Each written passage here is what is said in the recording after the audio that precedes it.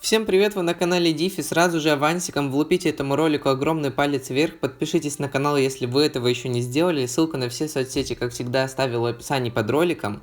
Ну я желаю вам приятного просмотра. Ну и так, чтобы вы были со мной на одной волне, сейчас я вам расскажу, про что будет вкратце ролик. В этом ролике я вам расскажу, какие бывают стейджи, какие самые популярные, в каких можно нафармить больше всего турнирки и какие автомобили подходят под данные стейджи. Надеюсь, ролик вам понравится. Ну и начну с того, что у меня уже есть один стейдж, это стейдж 500, вот такая чудесная Audi A8. Про нее совсем скоро должен выйти ролик, если ничего не изменится. Ну и начну теперь по порядку. У нас всего в игре 5 стейджев. Стейдж 350, 500, 900, 1500 и 200 лошадиных сил. И если мы говорим про стейдж 350, то под данный стейдж лучше всего подходит всего лишь два автомобиля. Это Audi RS4 Avant. Этот автомобиль можно как и прокачивать с нитро, так и без нитро. Но хочу обратить ваше внимание, что на данный момент в игре стейджи 350, 500, 900 лошадиных сил начинают уже собирать с нитро. Так как с нитро реально интересно делать стейджи, и получается они довольно резкими, быстрыми, классными. Так что кто начинает собирать на данный момент стейдж 350, 500, 900, задумайтесь, могу ли я себе позволить этот баллон с нитро. Так как сейчас многие переходят на баллон с нитро, то есть уже собирается стейдж или изменяется старый конфиг, но прикол в том, что и в том случае там появляется вот этот вот замечательный баллон с нитро. Ладно, про RS4 я вам сказал, что можно и так пока что собирать, но все-таки лучше уже начинать собирать с нитро. А если говорить про еще один автомобиль, это тоже Audi, это тоже RS, это RS2 Avant. Этот автомобиль более бюджетный, но ничем не хуже. Почему эти два автомобиля едут в 350? Ну, во-первых, у них у обоих хорошее лобовое сопротивление, небольшой вес, неплохая развесовка, а самое главное это полный привод и адекватное количество мощности, которое уже дано изначально, с которой можно уже как-то двигаться, отталкиваться. И неплохой, кстати, объем двигателя и неплохие обороты. То есть крутить можно автомобиль только так, эти обороты их тут завались. Это не как на том же самом Cadillac Miller, о котором 5500 оборотов в стоке. И даже если я захотел бы попробовать сделать стейдж с таким автомобилем, хотя я такого в жизни не сделал, то у меня бы ничего хорошего не вышло. Про стейдж 350 я вам все сказал, теперь переходим к стейдж 500. К этим двум автомобилям добавляется еще вот такой вот замечательный автомобиль в виде Audi, тоже RS, это уже RS6, и этот автомобиль тоже ничем не хуже, чем предыдущие, но зачастую данный автомобиль используют под стейдж 500-900 лошадиных сил. То есть вот этот автомобиль, он идеально под 500, под 900 подходит. Вы можете, конечно, попробовать собрать его и на 350, но на 350 будет довольно тяжело собрать данный автомобиль. Следующий автомобиль, который тоже подходит в категорию Stage 500, помимо Audi RS4 и RS6 Avant, это Audi A8. Да, вы уже такую видели у меня, я собираю такой автомобиль. И, кстати, хочу сказать, что Audi A8 тоже хороший конфиг для 350 лошадок. Но сейчас его уже никто под 350 не затачивает. Сейчас как бы считаются более такими респектабельными Audi RS2 и RS4 Avant. Так что A8 пока что отдыхает. Но я, как и говорил, что как только я закончу вот этот вот проект, я соберу еще пару стейджев, потому что я вижу, что вам это понравилось. Сам начал в это немножко вникать, просто сейчас не очень много ресурсов. Хотелось бы закончить проект Dodge Cornet, потом уже, наверное, займусь стейджем. Пока что тачка все же у меня имеет тоже 500 лошадиных сил. Как она едет, покажу вам немножко позже. Кстати, накинул на нее вот такой вот интересный винил. Кому понравилось, напишите в комментах зачетный винил, буду знать. Если нет, то верну просто предыдущий цвет автомобиля, черный. И тогда уже будем на вот таком черном, а не на вот таком вот разноцветном, можно сказать, автомобиле с прикольным котиком. Реально, винилы на рынках сейчас начали на платформе iOS прогрессировать, люди начали ими заниматься, и на них начал расти спрос.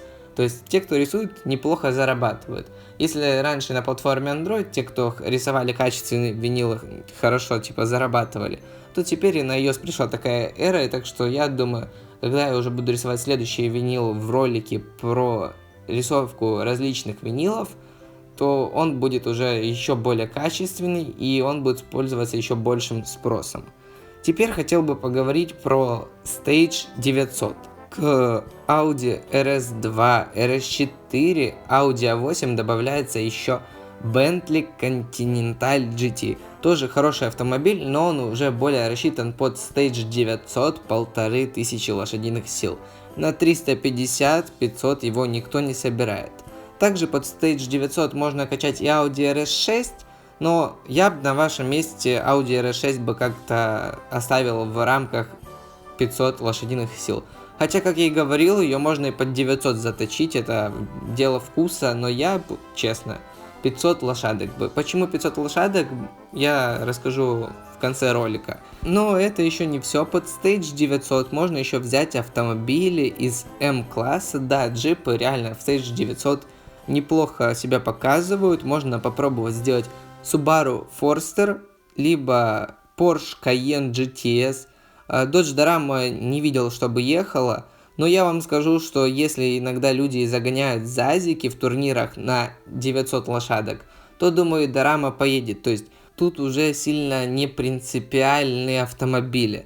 Вот если мы сейчас поговорим про Stage 1500 лошадиных сил, то к этим всем автомобилям можно еще будет добавить такой автомобиль, как Nissan Skyline. Почему Nissan Skyline? Потому что у него неплохой вес, неплохое лобовое сопротивление, да и в целом Stage 1500 лошадиных сил вы можете уже и свапать автомобиль, можете засунуть туда какой-то мощный движок, можете выбрать любой понравившийся вам автомобиль. Главное, чтобы у него было хорошее лобовое сопротивление, небольшой вес, мотор, чтобы крутил, и была большая мощность, но минимальной лошадиной силы. Вот Nissan Skyline GT25 тоже очень хорошо вписывается в эту тематику.